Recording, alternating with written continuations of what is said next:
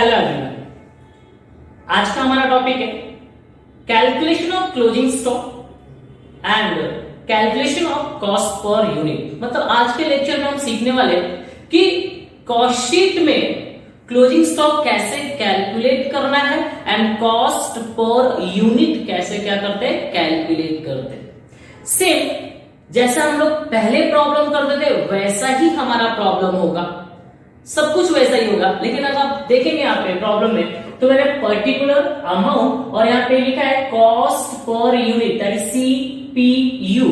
मतलब अगर मैं 1000 प्रोडक्शन करता हूं तो 1000 का अगर 1,00,000 रुपया लगता है तो एक यूनिट का कितना कॉस्ट पर यूनिट हमको फाइंड आउट करना है। सो चलिए सबसे पहले मैं पूरा प्रॉब्लम आपको क्या करता हूं, एक्सप्लेन कर देता हूं और एक्सप्लेन करने के बाद पूरा प्रॉब्लम क्या करूंगा, मैं सॉल्व करके दिखाऊंगा। क्लोजिंग स्टॉक कैसे फाइंड आउट करते और कॉस्ट पर यूनिट कैसे फाइंड आउट करते। सो देखेंगे आप यहाँ पे प्रॉब्लम में आपको दिया हुआ है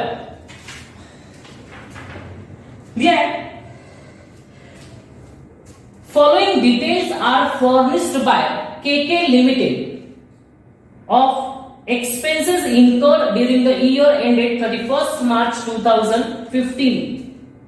सबसे पहले दिया है डायरेक्ट वेजेस, टिक लगाएंगे आपको पता है आपको क्या करना है, क्वेश्चन को राइट डाउन करना है।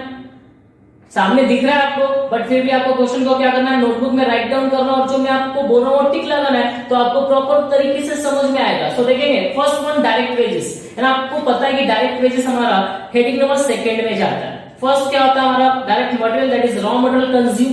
सेकंड हमारा डायरेक्ट वेजेस होता है और थर्ड हमारा डायरेक्ट एक्सपेंसेस होता है। अगर आपको याद होगा तो इन तीनों को ऐड करने पे हमको क्या मिलता है, प्राइम कॉस्ट। तो डायरेक्ट वेजेस हमारा सेकंड हो जाएगा, डायरेक्ट वेजेस में ही जाएगा। Purchase of raw material heading number 1 में जाता है आपका। फैक्ट्री रेंट, फैक्ट्री वर्ड वहां पे इंडिकेट है, फैक्ट्री का रेंट है तो फैक्ट्री ओवरहेड्स में जाएगा आपका। Cost of catalogue, last lecture में भी बताया कैटलॉग वगैरह जो हमको सेलिंग एंड डिस्ट्रीब्यूशन का, जैसे अगर सरमाई का परचेस करने जाते थे उनके कैटलॉग होते हैं, कोई भी प्रोडक्ट परचेस करने जाते हैं, फैन के दुकान पे जाओ तो फैन के बहुत सारे कैटलॉग होते हैं। तो ये कैटलॉग जो होता है वो क्या होता है, आपका सेल्स से रिलेटेड होता है, तो सेलिंग एंड डिस्ट्रीब्यूशन में जाएगा। सन्ड्री एक्सपेंसेस आपका ऑफिस एंड एडमिनिस्ट्रेटिव में जाएगा आपका।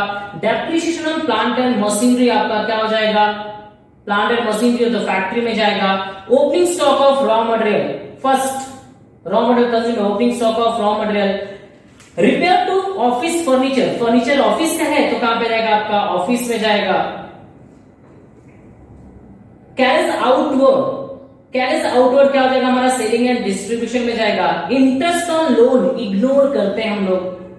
Closing stock of raw material पता है आपको, फर्स्ट में जाएगा। Distribution of office free sample, distribution of free sample selling and distribution. Audit fees आपका ऑफिस एंड एडमिनिस्ट्रेटिव में जाएगा।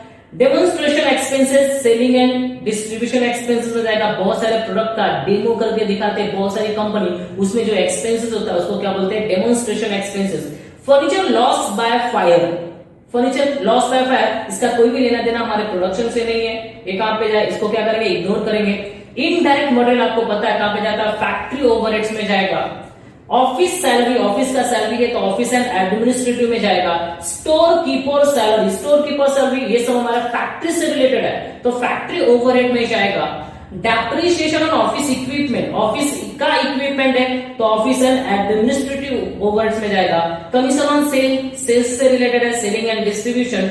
Direct expenses heading number 3, raw material consume, direct wages, direct expenses, तो third आपका कहां पे जाएगा, ये डायरेक्ट एक्सपेंसेस थर्ड में जाएगा।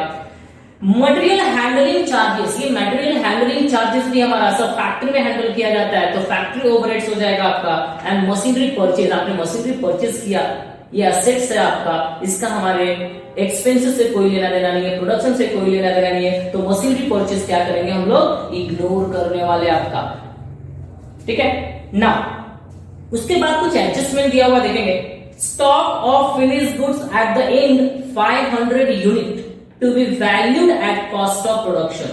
ये फर्स्ट टाइम आया जब भी हमने प्रॉब्लम नंबर 5 या 6 कर रहे हैं, फर्स्ट टाइम आया कि स्टॉक ऑफ फिनिश्ड गुड्स का स्टॉक वो भी यूनिट में, क्वांटिटी में आपको यहां पे दिया हुआ है, otherwise opening stock closing stock सब कहां पे दिया रहता था, प्रॉब्लम में दिया रहता था।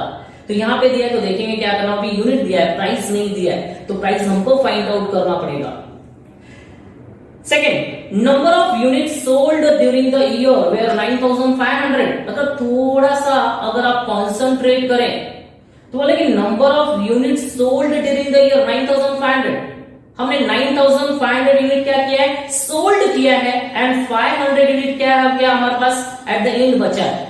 तो थोड़ा सा अगर आप कैलकुलेट करो तो 9500 हमारा सेल है और 500 यूनिट हमारे पास क्या है, रिमेनिंग है, पेंडिंग बचा है। मतलब हमारा टोटल इस साल का प्रोडक्शन कितना हुआ रहेगा, 10,000 प्रोडक्शन हुआ रहेगा, और 10,000 में से 9,500 क्या कर दिया हमने, सेल कर दिया।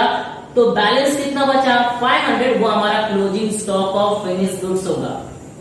नाउ उसके बाद दिया है profit desired on sale is 20%। Last lecture में हमने क्या है, डिजायर्ड ऑन सेल मतलब सेल के ऊपर 20% क्या है, प्रॉफिट है।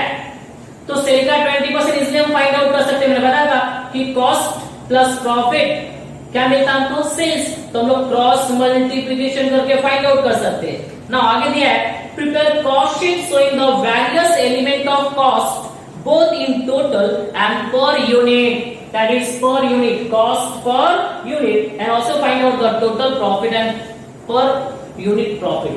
प्रॉफिट तो वैसे ही हमको फाइंड आउट करना है, जो बैलेंसिंग फिगर रहेगा वो हमारा प्रॉफिट ही रहेगा, and per unit find out करना है। तो पहले के प्रॉब्लम में और आज के प्रॉब्लम में ये डिफरेंस है कि हमको यहाँ पे कॉस्ट पर यूनिट भी फाइंड आउट करना है, प्लस और क्या फाइंड आउट करना है, क्लोजिंग स्टॉक का यूनिट दिया है उसका प्राइस फाइंड आउट करना है। सो बी केयरफुल। मैं पूरा प्रॉब्लम आपको यहाँ पे करा रहा हूँ, देखेंगे प्रॉब्लम आपके सामने है, एक एक आइटम देख के मैं ट्रांसफर करूंगा। सो बी केयरफुल, देखेंगे आप। स्टार्ट करते हैं हम। सबसे पहले अगर आपको पता होगा तो हमारा स्टार्ट होता है फर्स्ट नंबर से, that is raw material consume, या डायरेक्ट मटेरियल भी बोल सकते हैं इसको।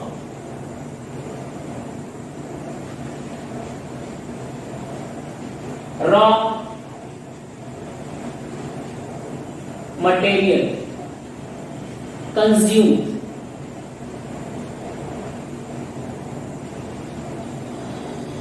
ठीक है। रॉ मटेरियल कंज्यूम में फर्स्ट होता है हमारा opening stock of raw material. तो हमको यहाँ पे देखना है, पहले यहाँ पे पहले नहीं दिया, बीच में दिया हुआ है। तो opening stock of raw material आपको वहां पे दिया हुआ है, that is 25,000। Opening stock of raw material 25,000। क्या करते हैं इसमें, add purchases of raw material. So add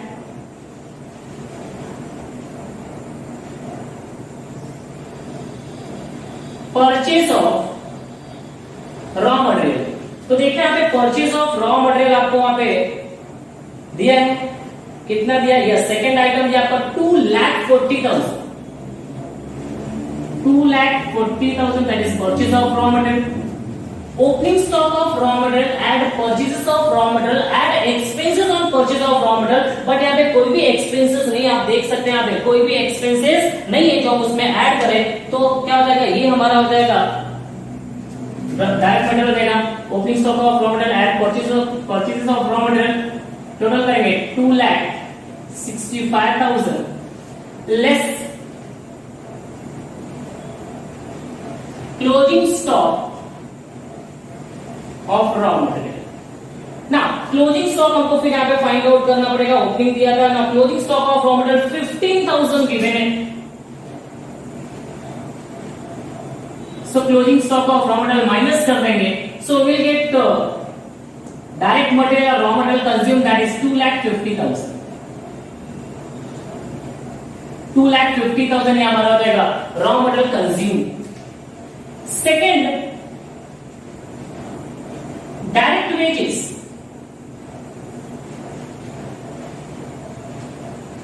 सो आप देखेंगे यहाँ पे डायरेक्ट वेजेस गिवन था आपको।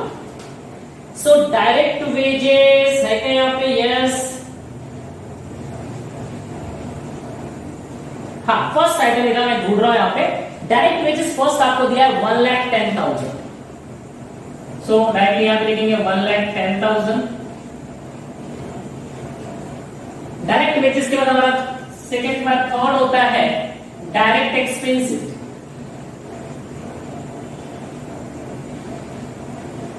एंड डायरेक्ट एक्सपेंसेस भी गिवन द प्रॉब्लम में आपको। यस, नीचे से थर्ड आइटम देखेंगे आपका 90,000। मैंने आपको बताया raw material consume, direct wages, direct expenses, इन तीनों को ऐड करेंगे तो will get the prime cost. तो हो जाएगा हमारा 2 लाख, 4 लाख, 4,50,000। ये 4,50,000 हमारा क्या हो जाएगा? Prime cost. Prime cost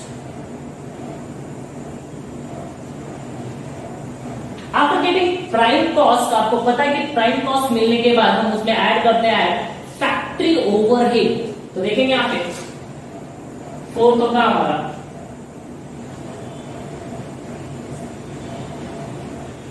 factory overhead. Factory overhead ना, तो फैक्ट्री ओवरहेड में हम क्या करते हैं? फैक्ट्री से रिलेटेड हमारे जितने भी ओवरहेड होते हैं वो सब हम क्या करते हैं, उसमें हम लोग क्या करते हैं? चार्ज करते हैं। तो आप देखेंगे वहां पे दिया हुआ है, एक एक देखेंगे वहां पे। सबसे पहले आपको वहां पे दिया factory rent. Factory rent and factory rent का अमाउंट 35,000 दिया हुआ है। फैक्ट्री रेंट के बाद आपका depreciation on plant and machinery, depreciation on plant and machinery and amount is 19,000। उसके बाद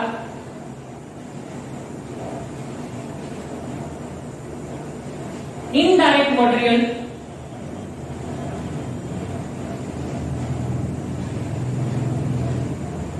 ना इनडायरेक्ट मटेरियल आपका दिया है तो इनडायरेक्ट मटेरियल आपका 26,000। ऑफिस सैलरी नहीं आएगा, store keeper depreciation on office equipment आएगा, कमीशन ऑन सेल नहीं आएगा, डायरेक्ट एक्सपेंसेस नहीं आएगा, material handling charges,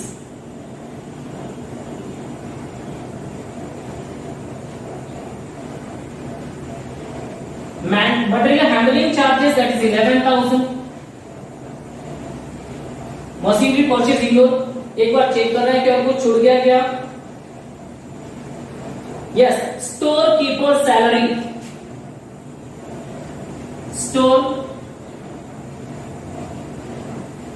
store keeper salary आपका दैट इज 9,000। चेक करना है आपके 1 2 3 4 5, यहां पे कुछ छूटा तो नहीं। ऑफिस रेंट है 5 आइटम टोटल आपके।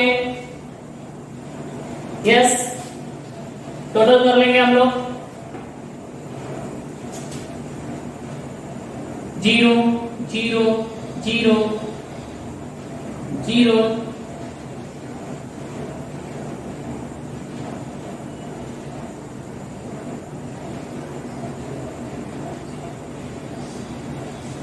1 लाख रुपीज। सो जो आपका फैक्ट्री ओवर्स कितना होगा? आपका 1 लाख। क्या करेंगे आप लोग? प्राइम कॉस्ट को फैक्ट्री ओवर्स में ऐड कर देंगे, आपका आएगा 5,50,000। 5,50,000 का ऐड करके तो क्या मिलता है हम लोगों को? Work cost. यहाँ पे opening stock of work in process less closing stock of work in process नहीं है, तो हम डायरेक्टली यहाँ पे क्या लिखेंगे? Work cost. मैंने आपको बताया था कि वर्क कॉस्ट का दूसरा नाम भी है factory cost, but work cost लिखेंगे, नेट और ग्रॉस लिखने की जरूरत नहीं है। इतना होने के बाद हमारा नेक्स्ट हेडिंग होता है ऑफिस एंड एडमिनिस्ट्रेटिव ओवरहेड्स। तो हमारा 5th के बाद 6th हो जाएगा office and admin overhead, full form लिखेंगे आप। अब इसमें क्या करना है आपको? ऑफिस से रिलेटेड हमारे जितने भी एक्सपेंसेस हैं वो देखेंगे, चेक करेंगे यहाँ पे। सन्ड्री एक्सपेंसेस,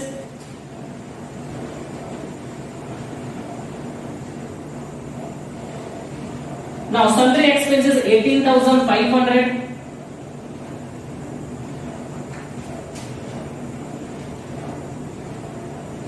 उसके बाद repair to office furniture. Repair to office furniture. And repair to office furniture का amount 12,500. Thereafter, audit fees. And audit fees का amount है 11,500. ऑडिट फीस के बाद office salary,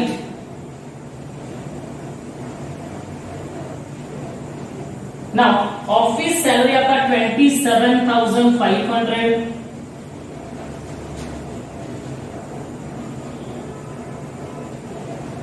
depreciation on office equipment, depreciation on office equipment, depreciation on office equipment, that is 10,000. now इतना ही आपका 1 2 3 4 5 check कर लेते हैं एक बार वापस, एक बार देख लो आप यहाँ पे 1 2 3 4 5.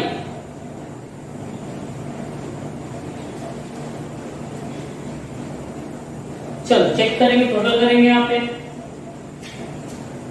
0 0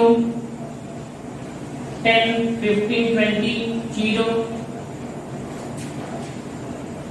10 12 14 20 0 3 4 5 7 8 80,000 टोटल आपका 80,000. तो हो गया आपका, टोटल कर देंगे आपने 6,30,000.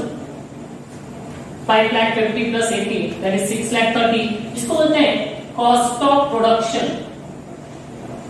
कॉस्ट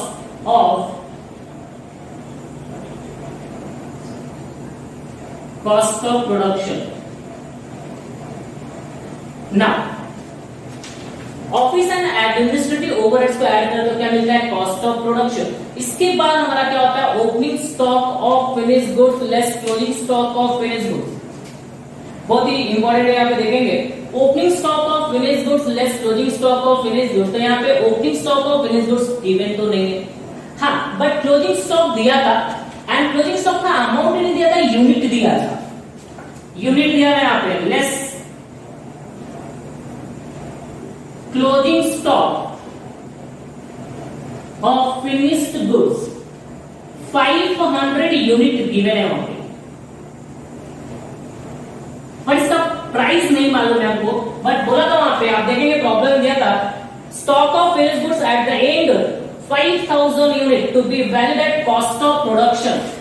तो मैं आपको यहाँ पे अभी बताने जा रहा हूँ कि कॉस्ट ऑफ प्रोडक्शन. देखिए थोड़ा सा एक हमसे मिस्टेक हो गया है कि यहाँ पे जो हमारा ये अमाउंट है इसको हमने यूज कर लिया है. एक्चुअली मेरे को सबको यहाँ पे यूज करना था, तो अभी मेरे को क्या करना पड़ेगा? एक अलग से कॉलम बनाना पड़ेगा कॉस्ट पर यूनिट के लिए. ये हमारा अमाउंट का कॉलम हो जाएगा.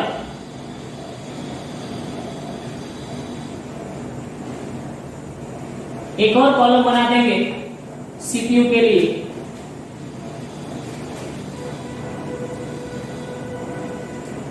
Cost per unit.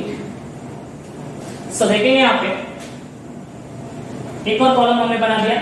कैसे फाइंड आउट करना है? बोला था कि closing stock of finished goods 500 unit calculated on cost of production वहां पे दिया था. Value eight cost of production. तो हमको यहाँ पे क्या फाइंड आउट करना है? Cost of production. आप देखेंगे ना कॉस्ट ऑफ प्रोडक्शन दिया है, बट ये कॉस्ट ऑफ प्रोडक्शन मेरा किसमें? आपका टोटल अमाउंट है. हमको क्या चाहिए? 500 यूनिट हमको दिया. यूनिट इसका प्राइस फाइंड आउट करना है हमको. तो प्राइस फाइंड आउट करने के लिए क्या करना पड़ेगा? उसका वैल्यू फाइंड आउट करना पड़ेगा. तो देखेंगे जो हमारा ये कॉस्ट ऑफ प्रोडक्शन है 6,30,000, उसका हमको प्राइस निकालना पड़ेगा कॉस्ट पर यूनिट. तो मैं आपको एक फॉर्मूला देता हूं. कॉस्ट पर यूनिट कैसे कैलकुलेट करते? तो cost per unit equals to total cost upon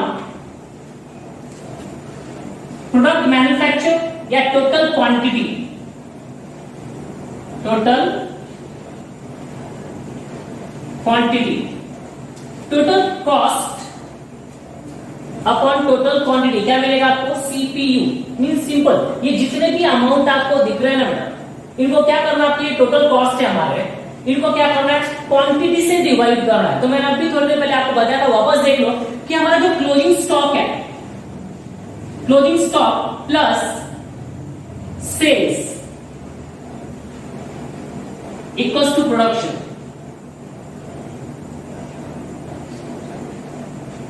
तो आप देखें क्लोजिंग स्टॉक 500 यूनिट है, सेल्स आपका 9500 यूनिट है।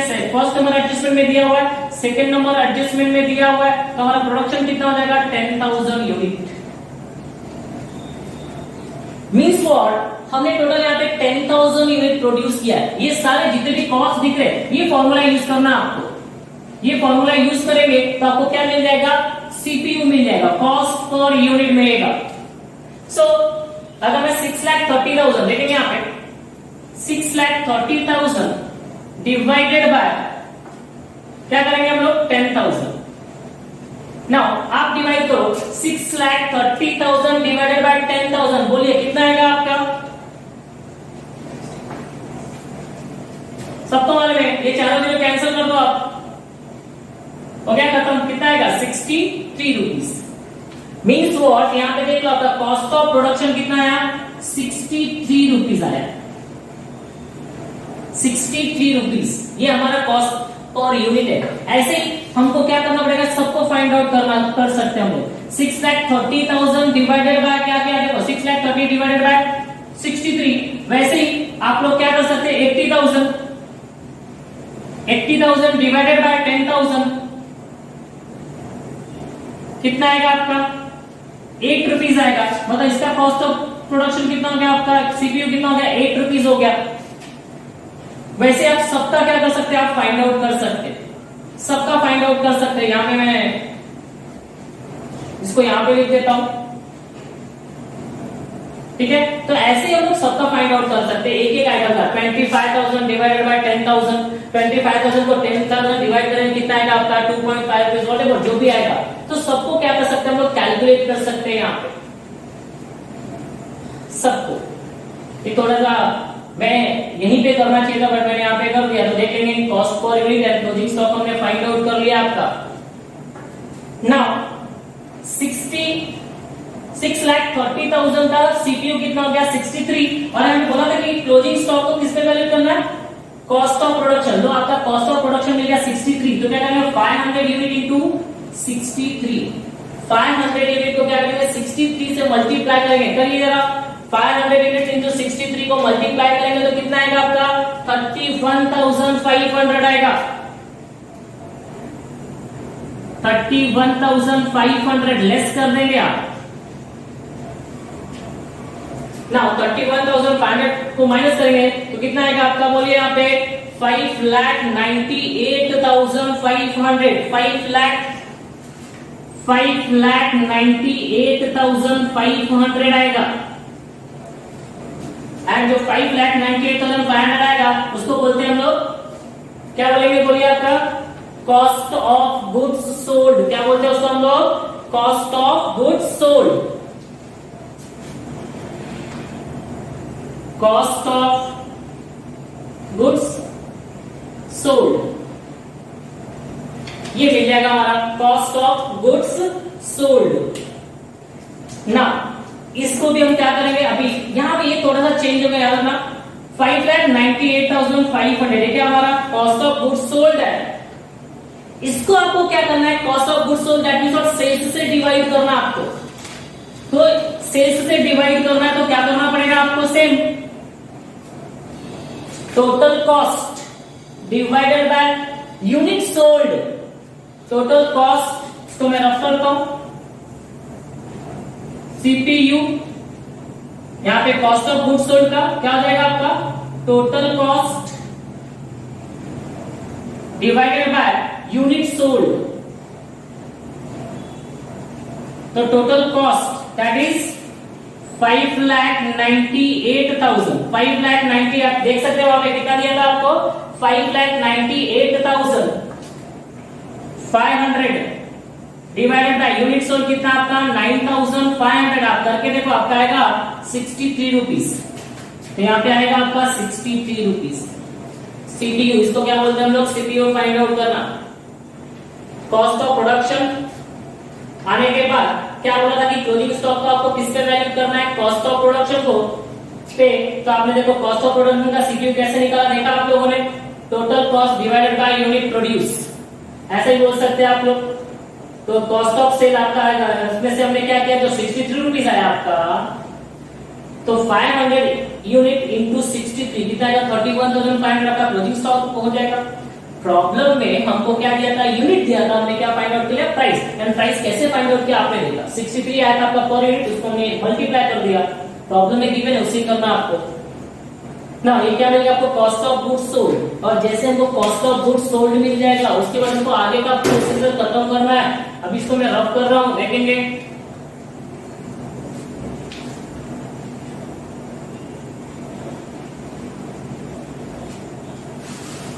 देखेंगे वहां पे एक छोटा सा अभी भी हमारा पेंडिंग है, उसको हम लोग कर लेते हैं। लो तीनों कॉलम यहाँ पे भी वापस बना देता हूं। कॉस्ट ऑफ गुड्स सोल्ड में क्या करते हैं हम लोग, add selling and distribution overhead, selling and distribution overheads. तो जितने भी हमारे पास सेल्स से रिलेटेड ओवरहेड्स रहेंगे वो लिख देंगे हम लोग वहां पे। देखेंगे first one, cost of catalogue, cost of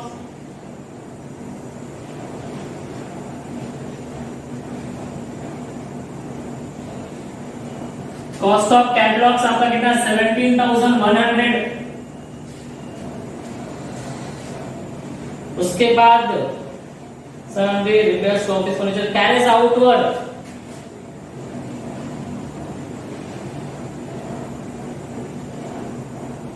now carries outward का अमाउंट 25,650, 25,650 कैरेज आउटवर्ड के बाद आपका distribution of free sample, distribution of free sample 13,775, 13,775। demonstration expenses,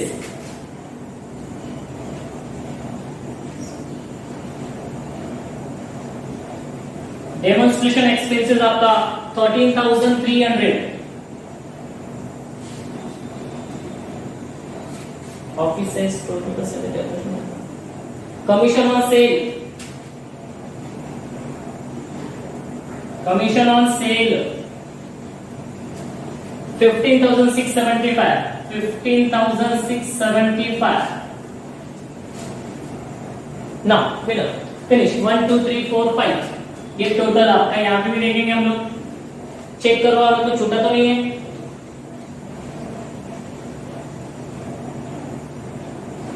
चलिए नहीं टोटल आपका देख लेंगे, 550 13 7 20 को 0 हाथ में आएगा वापस 2 3 6 9 7 16 3 19 25 को 5 हाथ में आया 2 9 5 14 3 17 3 20 25 को 5 हाथ में आया 2 3 2 5 6 7 3 2 5 85,500 टोटल आएगा हमारा 85,500। क्या करेंगे आप लोग 98,500 में ऐड कर देंगे, तो 98,500 में ऐड करेंगे 85,500 को, तो हमारा मिलेगा टोटल कॉस्ट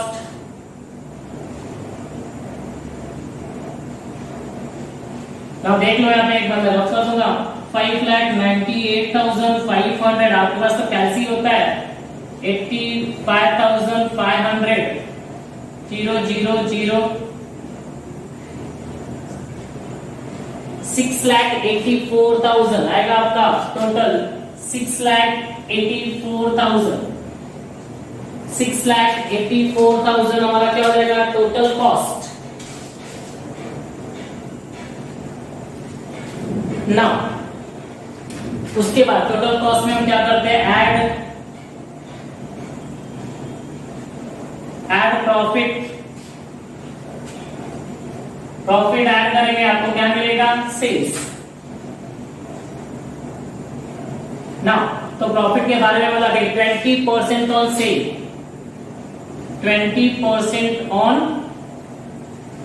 सेल।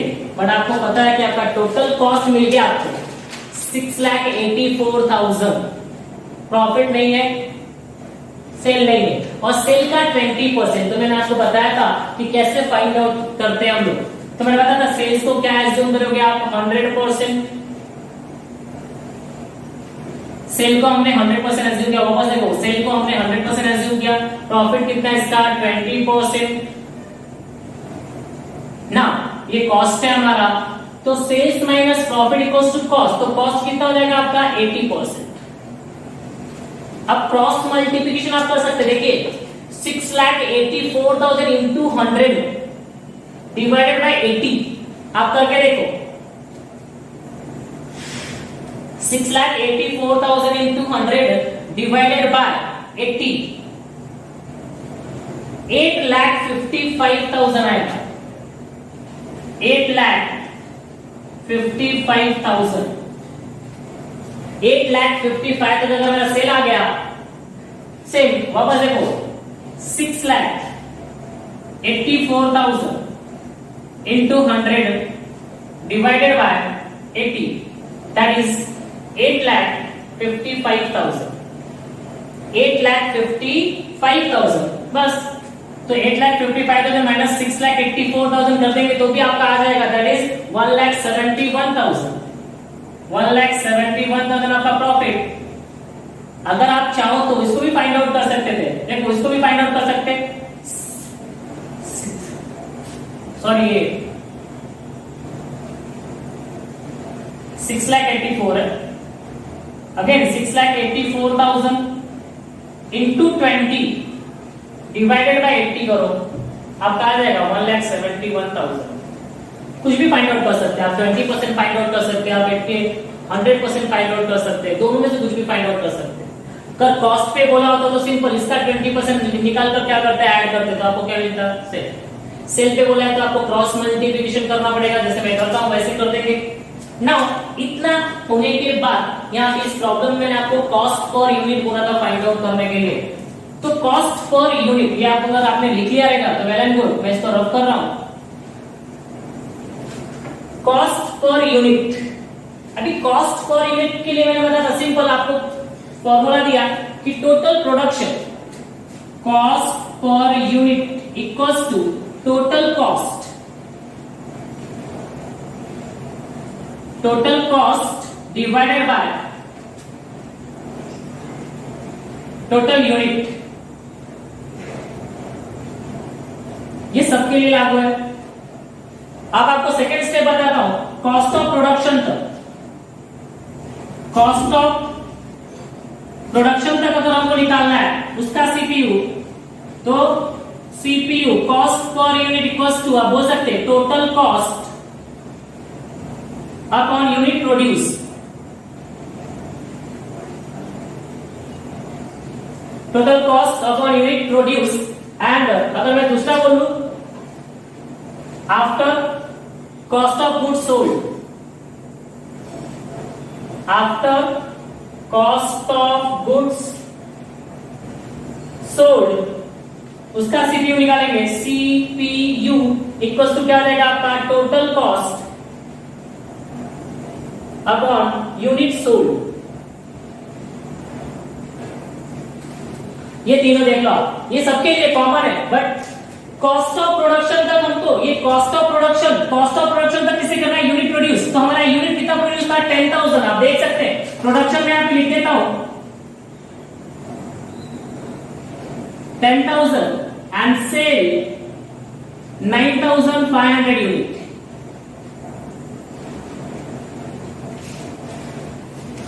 तो टिल कॉस्ट ऑफ प्रोडक्शन को क्या करना है, 10,000 से डिवाइड करना है। सेल के बाद कॉस्ट ऑफ गुड्स सोल्ड के बाद ये जितना हमारा सेलिंग का खर्चा है वो किससे आपको करना है, 9500 से करना है, बस आपका मिल जाएगा। तो दो चार मैं आपको फाइंड आउट करके दिखा देता हूं। जैसे आप देखेंगे 25,000 या तो इसका देखेंगे हम डायरेक्टली 2,50,000, देख लो 2,50,000 डिवाइडेड बाय 10,000, 4 जीरो कैंसिल कर दो, कितना आएगा आपका 25, तो यहाँ पे आ जाएगा आपका 25 रुपीज। 1,10,000 दिया, देखिए वहां पे, तो 1,10,000 डिवाइडेड बाय 10,000, चलिए बोलिए कितना आएगा, फाइंड आउट किया आपने, 1,10,000 डिवाइडेड बाय 10,000 11 रुपीज आ जाएगा आपका, तो 11 रुपीज हो जाएगा यहाँ पे। Cost for at 90,000 divided by 10,000, बोलिए कितना आएगा, 9 रुपीज आ जाएगा, तो आपका 9 रुपीज हो जाएगा ना। 4,50,000 कितना करो, बोलिए आप, बस हो आप बोल सकते हैं कि आप कर सकते हैं, हो गया सर, समझ में आ गया क्या करना है, देख लीजिए 4,50,000 डिवाइडेड बाय 10,000, बोलिए कितना आएगा, कैलसी आपके पास 4,50,000 डिवाइडेड बाय 10,000, बोलिए कितना आएगा आपका 45, और कितना 45। नाउ 5,50,000, या इसका देखो आप कितना आएगा आपका 1 लाख है, 1 लाख डिवाइडेड बाय 10,000, बोलिए कितना आएगा आपका 10 रुपीज। 5,50,000 डिवाइडेड बाय 10,000 कितना करूं मैं, बोलो कितना आएगा आपका 55 रुपीज, मिल गया आपका। बस क्या चाहिए आपको, सेल्स का, बताता रहता हूं, जितने भी हम फाइंड आउट कर सकते हैं, मैंने फाइंड आउट नहीं किया, सिर्फ मैंने मेन का फाइंड आउट किया, ये जितना भी है इसको हमको सेल्स कितना था आपका 9,500, इसको हमको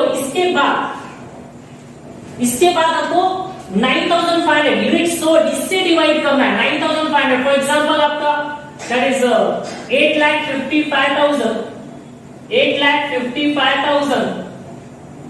सॉरी 85,500 डिवाइडेड बाय 9,500, चेक करो वहां पे